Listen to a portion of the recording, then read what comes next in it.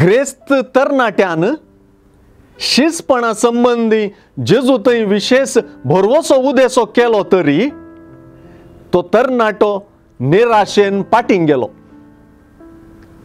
हो तरणाटो आपल्या आस्त बदकाच्या की जेजूक पयलें स्थान दिवंक सोलवलो. आयचे सुवार्तेचे पाठतळ ह्या तरणाट्यान जेजूचो पाटलाव करचे बदलाक आपल्या आस्त बदीक विंचल्ल्यांत आसा. त्या तरणाट्यान उपादेश पाळलेले तरी तो जेजूचे नदरेन आणि सासनिक जिवीत जोडचे नदरेन असंपूर्ण जालो. केवळ उपादेश पाळणं हांव सासनिक जिवीत जोडता म्हणून चिंतेल्यांक जेजून पंतावान दिलें. उपादेश पाळणी एकलो सासनिक जिविताक पात्र जायना तर बाचाव जावचें कोणें म्हणलें शिसांचें सवाल जोगतेंच.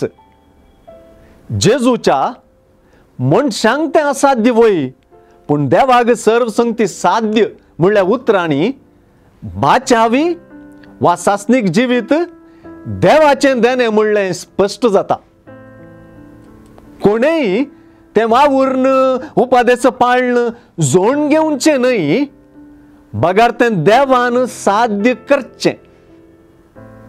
म्हजें सलवासांव हांवेंच जोडून घेवचें म्हणल्यार चिंतपाचो सुवार्थेंतलो ग्रेस्त तरणाटो जाता.